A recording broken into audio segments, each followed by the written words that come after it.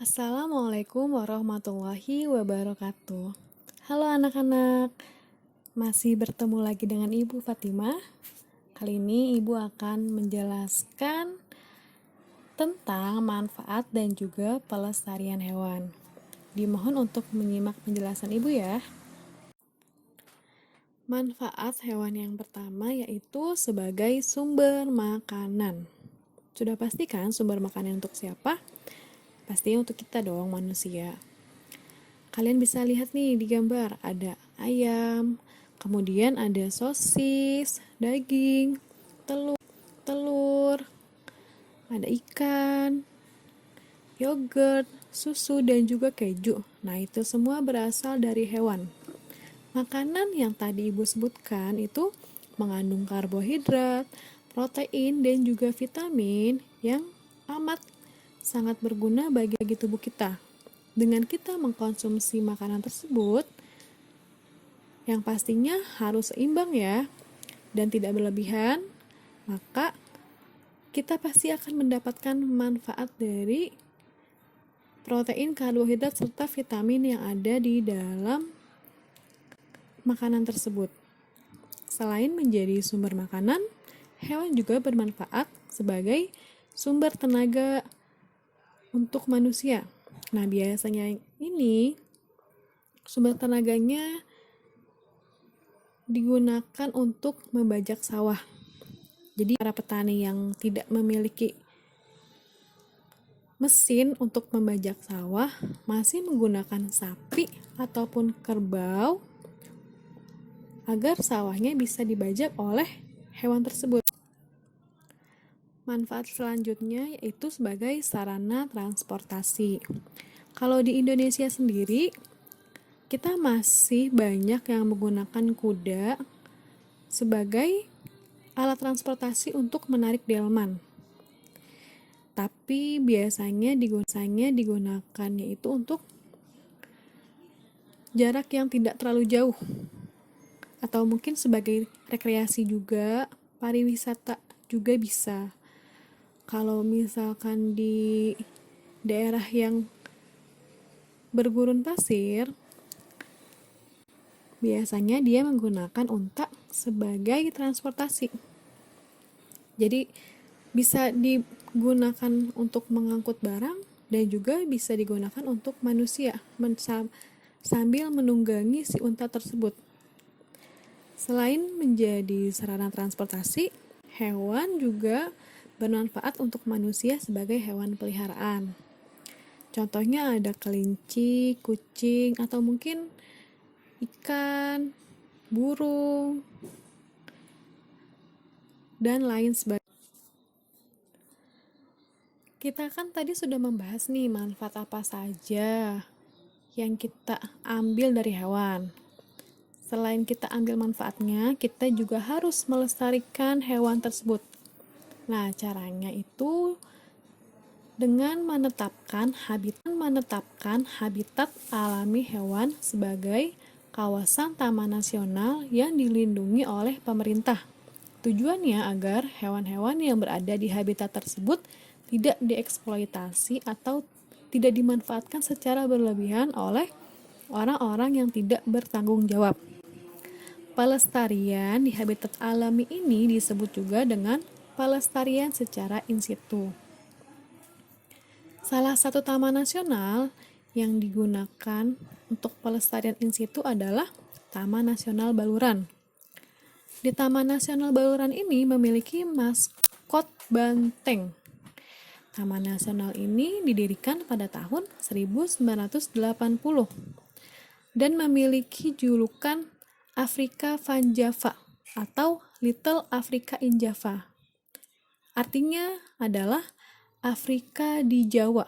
Jadi Taman Nasional Baluran ini seperti padang yang ada di Afrika. Taman Nasional ini berlokasi di Kecamatan Banyu Putih, Kabupaten Situbondo, Provinsi Jawa Timur. Di sana memiliki padang savana yang luas, pohon-pohon dan bebatuan, dan dipenuhi oleh satwa atau hewan-hewan liar. Di antaranya ada beragam jenis burung, mamalia, ikan, dan juga reptil, serta 47 jenis satwa yang dilindungi. Selain Taman Nasional Baluran, ada juga Taman Nasional Waikambas. Kalau Taman Nasional Waikambas ini, di sana dia lebih banyak gajah, karena Taman Nasional ini merupakan salah satu tempat yang digunakan untuk pendidikan gajah. Jadi di sana gajah itu diberi pelatihan agar bisa bertahan di hutan atau tempat yang tidak. Selain itu, kita juga bisa melestarikan hewan dengan cara tidak lagi melakukan perburuan hewan, terutama hewan-hewan langka. Dan bagi pemerintah, jika ada perburuan hewan, nah kita mengharapkan agar para penegak hukum yang ada di negeri ini memberikan hukuman yang berat bagi pelaku perburuan hewan. Karena jika hewan langka diburu, makin lama akan punah. Jika punah, maka nanti keturunan kita, generasi selanjutnya, 10 tahun yang akan datang, 15 tahun yang akan datang, ataupun ratusan tahun yang akan datang tidak lagi menemukan bagaimana sih harimau Sumatera itu, atau bagaimana sih badak bercula satu. Karena semakin banyak perburuan, resikonya hewan pasti akan punah.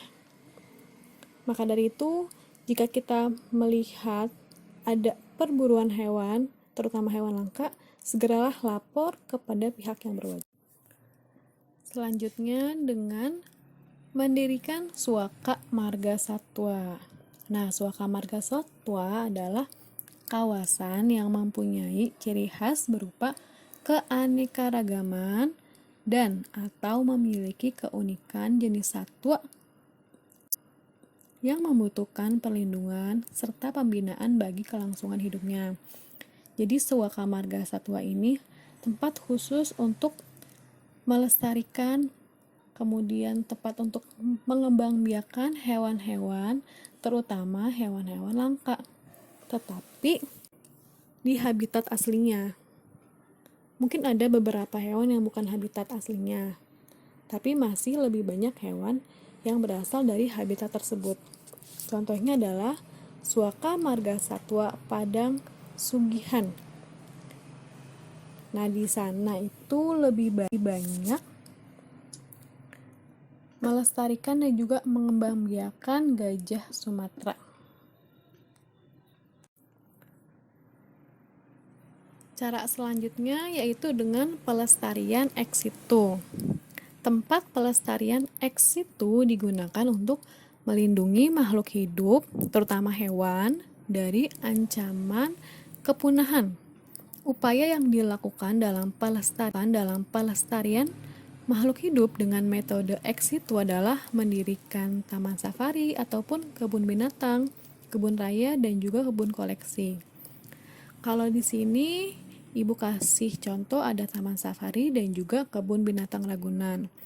Kenapa dinamakan ex situ? Karena cara pelestariannya dan juga pengembangbiakan hewannya itu di luar habitat aslinya. Jadi di sana itu berbagai macam hewan dari berbagai daerah berkumpul di satu tempat. Tujuannya sama, yaitu untuk melestarikan hewan-hewan tersebut. Jadi para pengelola di sana mengupayakan agar hewan-hewan, terutama hewan-hewan langka, jangan sampai punah. Bahkan kalau bisa dilestarikan dan dikembangbiakan lebih banyak lagi agar semakin banyak hewan yang tadinya langka akhirnya tidak mendapatkan predikat langka lagi. Bahkan bisa kita sumbangkan ke berbagai tempat pelestarian ex situ lainnya. Nggak cuma di dalam negeri ya, bahkan bisa ke luar negeri. Karena hewan yang ada di taman safari dan juga kebun binatang ini, ada beberapa hewannya kita ambil dari luar. Kita impor dari luar tuh hewannya, kemudian kita kembang biakan di sini. Yang terakhir, cara pelestarian hewan yaitu dengan melarang penggunaan bahan peledak dan juga pukat harimau untuk menangkap ikan. Jadi pukat harimau ini menjadi masalah karena dampaknya pada lingkungan itu sangat besar. Pukat harimau ini menggunakan alat tangkap yang berat, kemudian diletakkan di dasar laut. Nah, hal itu menyebabkan kehancuran bagi ekosistem laut, terutama terumbu karang, yang dimana terumbu karang ini merupakan tempat habitatnya hewan. Kalau seandainya terumbu karangnya rusak, otomatis tidak ada tempat lagi bagi hewan-hewan laut untuk berkembang biak. Maka semakin lama ikan-ikan yang di dasar laut bisa saja mengalami kelangkaan bahkan punah.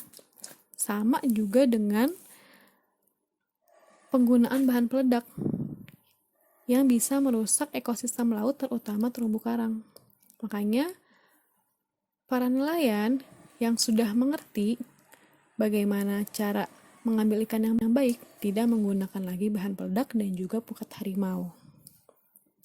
Nah, demikian penjelasan mengenai manfaat dan juga pelestarian hewan. Ibu harap kalian bisa memahami serta bisa melakukan apa yang bisa kalian lakukan sejak dini. Bahkan kalau bisa kita saling menasehati dan juga saling mendukung untuk kelangsungan hidup hewan yang ada di sekitar kita. Terima kasih atas perhatiannya. Wassalamualaikum warahmatullahi wabarakatuh.